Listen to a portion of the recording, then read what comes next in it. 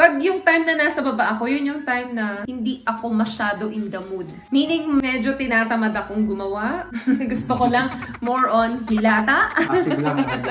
Pag nasa mood naman ako. Yan. Maitim ba skin, underarm at singit mo? K-Skin ang bahala sa'yo. Premium ang ingredients, paraben-free and sulfate-free, and FDA-approved, kaya safe for everyone. With K-Skin, ibalik ang alindog mo. Huwag nang magpahuli. Hi guys! Welcome back again to our channel. So, another concerned video na naman po ang sasagutin natin. So, nag-decide ako na isama si Mister kasi parang mahalaga yung kanyang opinion dito at marinig niya rin kung ano yung mga sasabihin natin dito. No?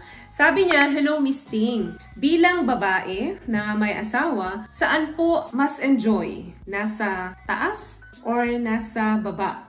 Please respect po my concern. Salamat po. So, hindi ko alam kung ako yung tinatanong niya rito. Kung babae or lalaki ata yan. Oo. Or hindi ko alam kung sa akin niya ba itinatanong ito bilang babae or para kay Mister. Basta sabi niya bilang may asawa. May asawa lang. Oo. Guys, sa may mga ano lang po ito ha, tamang edad at may mga asawa, partner. So, kung may mga bata pong nanunood dito, maglipat po kayo ng channel dahil ang video ito ay hindi para sa inyo. So, now, kung ako tatanungin, balik tayo dun sa concern. May time na nasa baba. Nasa ilalim to. Pag sinabing baba, nasa ilalim ako. Taas, nasa top. Siguro, depende. May time na mas gusto ko nasa baba ako. May time din naman na gusto ko nasa taas ako. Pag yung time na nasa baba ako, yun yung time na hindi ako masyado in the mood. Meaning, medyo tinatamad akong gumawa. Gusto ko lang more on hilata. Passive lang.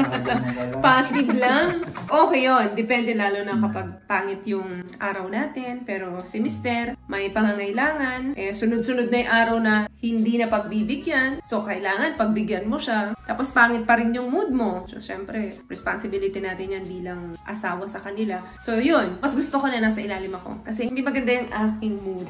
Pag nasa mood naman ako, yan. Importante yan. Pag nasa mood, kasi yun yung totoo. Kaya lang mas madalas, kapag marami kang iniisip, mas madalas yung wala ka sa mood. Now, kapag nasa mood naman ako, gusto ko nasa top. Mapaanong posisyon, basta nasa top. Nakahiga, nakaupo, basta nasa top. Kasi kaya mong kontrolin, no? Parang ikaw yung driver nung sarili mong sasakyan. Kung papunta ka sa kanan, sa kaliwa, kung gusto mo ng mabilis, kung gusto mo ng slow, ikaw ang nagmamaneho kapag ikaw ang nasa top ng partner mo. 'Di ba? Plus, pansin ko pa, kapag nasa ibabaw, mas nahihit mo yung G-spot ng babae. Kasi tinutulungan mo yung partner mo, hindi lang siya yung gumagawa kung saan niya hahanapin yun. But of course, nagmi-meet kayo. Yung indayog ng partner mo plus umiindayog ka, magmi-meet kayo. So, masarap yun para sa babae. Na nahihit din nung partner mo yung tamang stroke para tamaan yung G-spot ng asawa niya. Lalo na yung kapag may mga time na, di ba yung babae nakahiga doon sa ibabaw ng partner niya. Yung mga ganun. Halimbawa, for example, nakahiga yung guy, nakatihaya. Imagine niyo na lang yan. Ito yung ulo. Nakahiga ka sa hindi, pareho yung ulo niyo, nakaganon. Nakatihaya si partner, tapos ikaw, nakatalikod ka, parang ganon, kay partner. Nagigets niyo ako, guys. Nakahiga ka lang. Nakahiga ka, pero ang hinihigaan mo yung partner mo. Tapos doon may nangyayari sa inyo. Parang nasa iyo kung saan ka mag-move pataas, pababa, paside kasi yung G-spot mo tinatamaan. Hindi lang yung nakaupo, kundi mas kinakahiga. Nabibend yung kanyang manoy kasi nakapasok dito. Eto nakapasok si manoy dito. Nakabend napansin niyo. Tapos gumaganon-ganon. So, eto yung G-spot ng babae, banda dito. 2 to 3 inches pataas. So, tinatamaan niya yun habang may ginagawa kayong in and out. So, masarap yun sa babae. Pero dapat, maganda yung mood ng babae. Marami siyang energy. Oo, plus yung lalaki din. Oo. Baka mamaya, pag hindi naka-mood yung lalaki, syempre, hindi siya. Parang ba lalaki, mawawala ang mood? Parang naman, imposible. Unless may sakit na yung guy. Nagde-develop na siya ng erectile dysfunction. May mga diabetes na, ganyan. Meron ng high blood. So, possible na hindi na perfect. Pumapalya na siya. Pero yung mga walang underlying condition, tulad ni Mister, O tulad nung ibang mga malakasan natin na kalalakihan dyan, I don't think na wala sa mood. Parang hindi darating yun.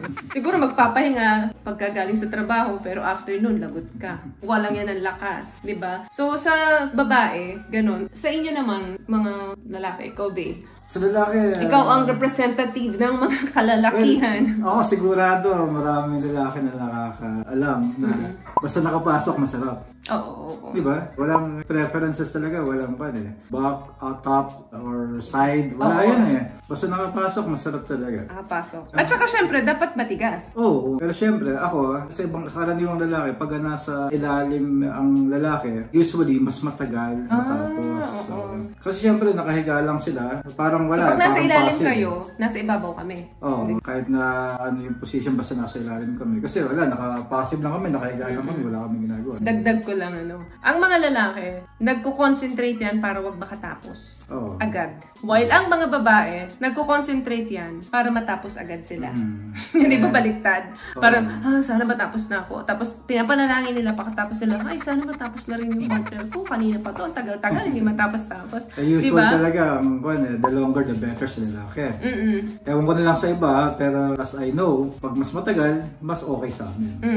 Pero syempre, may mga lalaki na selfish. Pag matapos, bali wala sa kanila. Kung matapos yung partner nila, masyado naman kanyan, makasarili kasi hindi mo na sarili nila. Hindi mo na finorplay yung babae. Tapos gusto mo pa, mas mauna kang makatapos. May mga comment or personal message po akong natatanggap, ganyan yung mga problema, karamihan, na hindi sila nasa-satisfy nung mga partner nila sa bed. Babae po, ang nagkakaroon madalas ng problemang ganito. Pero minsan kasi, yung mga lalaki, yung mga pre-ejaculation na problem, usually mga meron ng erectile dysfunction yun. Mabilis matapos. Hindi na nila makontrol yun. Hindi na makontrol. Talagang mabilis na matapos. Minsan naman, hindi na natatapos talaga dahil hindi na tumatagal yung erection. Hindi na tumatagal. Kaya doon na natatapos. Walang natatapos na laban.